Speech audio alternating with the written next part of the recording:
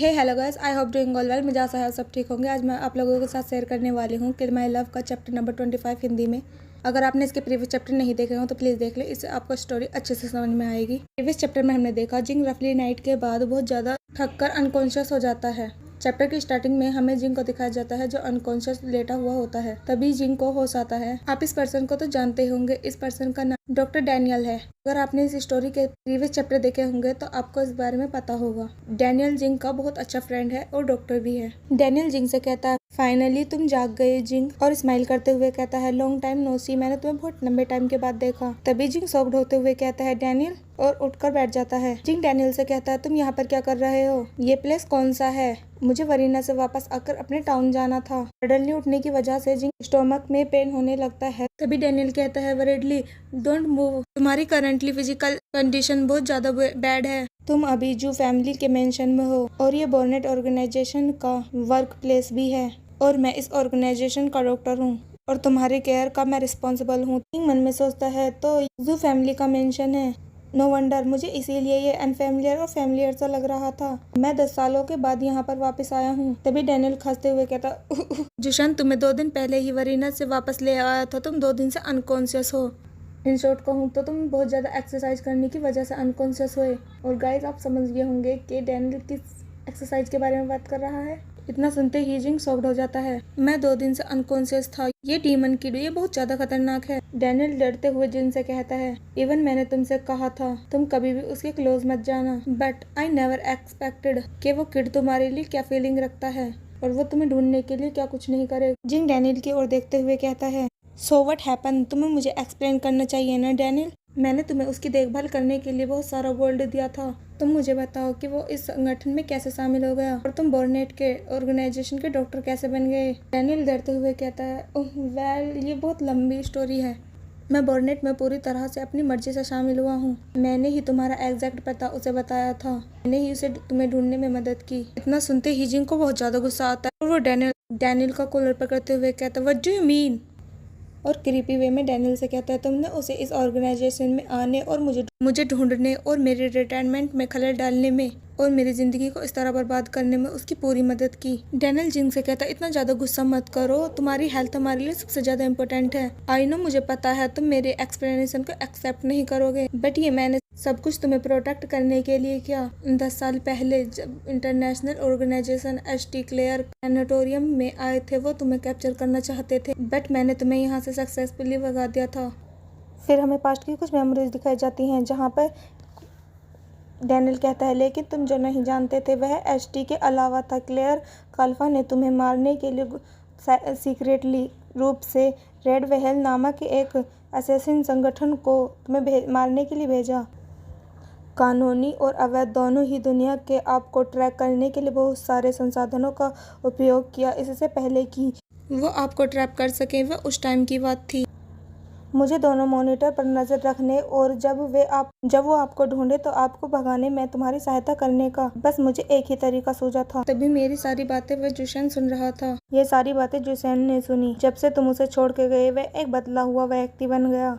इससे पहले कि मैं उससे कोई बात कर पाता वह सारे सोनिक और जुड़वा भाई रैंगजुआन और रैन्यू को लेकर वहां से भाग गया। 5 साल बाद जब वो वापस आया वह एक उभरती हुई ऑर्गेनाइजेशन का लीडर था। उसने मुझसे कहा वह तुम्हें ढूंढे और काल्फा से बदला लेने में मेरे मदद और मेरा कोलैबोरेशन चाहता है। सो मैं उसके साथ शामिल हो गया और हमने इलीगल और इलीगल दोनों ही वर्ल्ड्स के मूवमेंट्स पर नजर रखी और उन पर कंट्रोल बनाया। 5 साल बाद रेड वेहल ने तुम्हें ढूंढ लिया और तुम्हारे रिटायरमेंट के टाउन को सबसे पहले उन्होंने ही ढूंढा। फिर हमें वही सीन दिखाया जाता है जो हमने फर्स्ट चैप्टर में देखा था, जहाँ पर जिंग उस होटल से निकलकर जा रहा होता है और उस पर किसी पर्सन ने गन पॉइंट कर रखी होती है। तभी जोसेन उसका आके नेक काट देता है। डैनियल बताता है जोसेन इमीडिएटली उस पीपल को किल करा और पूरे रेड वेहल के मेंबर्स को किल कर दिया और उस टाउन पर कब्जा कर लिया। जिंग मन में सोचता है सो काल्फा ने मुझे ऑलरेडी ढूंढ लिया था, जोसेन ने सिर्फ मेरी हेल्प करी। डैनियल कहता है मैंने उसे तुम्हारे फेरोमोन के सीक्रेट के बारे में नहीं बताया। मैं तुम्हारा प्राइवेट डॉक्टर भी हूँ, तुम्हारा फ्रेंड भी हूँ। आई होप तुम मुझ पर ट्रस्ट करते हो। आई डोंट नो, मुझे नहीं पता था जोसेन का यही पर्पस था, वो तुम्हें मार करना चाहता था। अगर मुझे तुम्हें जीवित न रखना होता तो मैं उसकी हेल्प नहीं करता।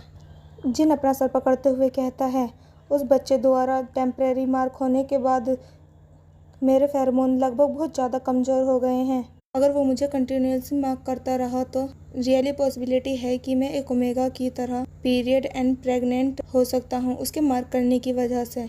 इट्स पॉसिबल, ऐसा पॉसिबल हो सकता है क्योंकि उसने तुम्हें सक्सेसफुली टेम्परेरी मार्क किया है, बट तुम्हें ऐसे केस में पहले ही प्रिपेयर होना होगा। डैनियल जिंग को इनहिबिटर देते हुए कहता है, हालांकि यह एक ओमेगा इनहिबिटर है, उसे इसी तरह काम करना चाहिए। मैंने उसे पहले ही बता दिया है कि तुम्हारा बॉडी पहले ही लिमिट पर है, उसे तुमसे अभी दूर रहना चाहिए। स्टेज पर है और वह कुछ देर तक तुमसे दूर ही रहे। इस पीरियड के दौरान तुम अपने फेरोमोन को ठीक कर सकते हो, हालांकि परमानेंट मार्किंग के अलावा। यहाँ पर डैनियल जिंग से कहना चाहता है कि अगर तुम्हें परमानेंट मार्क न किया गया हो तो तुम ठीक हो सकते हो। डैनियल जिंग से कहता है, अगर तुम अल्फा के साथ बीटा हो फिर भी तुम प्रेग्नेंट हो सकते हो, so you have to be careful. Pregnant सुनते ही जिंग बहुत ज़्यादा शॉक्ड हो जाता है। जिंग अपनी बेली पर हाथ रखते हुए कहता है, वह किड उस प्लेस को परमानेंटली मार्क करने के लिए पागल है। वह पागलों की तरह उस प्लेस पर बार बार मार्क करता रहता है। लकीली वह अभी तक इसमें सक्सेस नहीं हुआ है, लेकिन अगर वह इसी तरह से कंटिन्यूसली मुझे बार बार मार्क करता रहा तो वह एक न एक दिन सक्सेस हो ही जाएगा। जिन शॉक्ड होकर मन में सोचता है, मुझे परमानेंटली मार्क होने से पहले जल्द से जल्द अल्फा ग्रुप को खत्म करना होगा और उस क्रेजी पर्सन से अपने आप को बचाना होगा। जिंग डैनियल से पूछता है, वो पर्सन कहाँ पर है? डैनियल जिंग से कहता है, जुशन पिछले 2 दिनों से अभी ब्रांचों को लीड कर रहा है और ब्लैक मांबा के बारे में पता लगाने की कोशिश कर रहा है। अभी ही वो वापस आया है, फिलहाल वो हॉल में है। जिंग क्लॉथ वेयर कर बाहर आता है और वो रैन्यू से कहता है, अगर इसी तरह तैयारी चलती रही तो क्लिफ क्वेंटिन को जल्दी पकड़ लिया जाए। इस टाइम तुम्हारी ऑर्गेनाइजेशन की सिचुएशन कैसी है? रैन्यू रंजवान जिंग को देखकर बहुत ज़्यादा खुश हो जाता है। तभी रैन्यू कहता है, हमारी ब्रांच भेज दी गई है, जैसे जो शेन ने हमें इस प्लेस की प्रोटेक्शन के लिए यहाँ पर रखा है। उन्होंने जियांग लाई की दूसरी ब्रांच ले ली है। उन्होंने करंटली ब्लैक मांबा के 8 अड्डों को खत्म कर दिया है। जिंग कहता है, जिंग लियाई सेकंड ब्रांच। गाइस, अब एक नई कैरेक्टर की एंट्री होने वाली है। डैनियल जिंग से कहता है, तुम शायद अभी उसे नहीं जानते होंगे, तुम अभी अभी ऑर्गेनाइजेशन में शामिल हुए हो। अभी जिंग जुशैन को हॉल में बात करते हुए देखता है। डैनियल जिंग को और बताता है, इस ब्रांच का कॉम्बैट पावर बहुत ज़्यादा खास है। जिंग लाई कवर ब्रांच का लीडर है।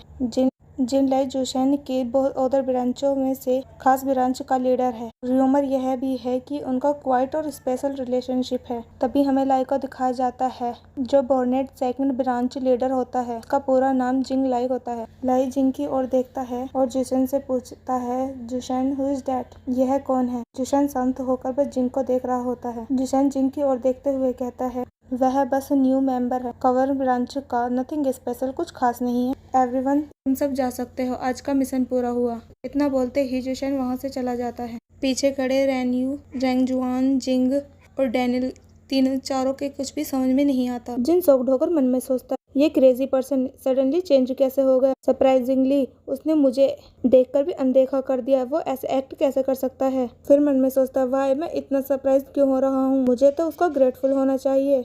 और अपना सर पकड़ते हुए कहता है, एनीवे, वो मुझसे जितना ज्यादा दूर रहेगा वो मेरे लिए उतना बेटर। तभी जिंग लियान जिंग के पास आता है और कहता है, हु आर यू? गाइज, मुझे इस पर्सन का नाम लेने में बहुत ज्यादा परेशानी हो रही है, क्यों ना मैं इसको लियान ही कहूँ? क्या आपको सही लगता है? प्लीज मुझे कमेंट करके जरूर बताना। और अब से मैं इसे लियान ही कहूंगी। लियान अपनी चेन को पकड़ते हुए कहता है, तुमने हमारी ब्रांच में ज्वाइन किया है, तुम्हारी क्वालिफिकेशन क्या है? चलो देखते हैं। यहीं पर हमारा चैप्टर एंड हो जाता है। अगर मेरी एक्सप्लेनेशन अच्छी लगी तो प्लीज मेरे चैनल को सब्सक्राइब करना। Bye bye, till then next video, bye bye.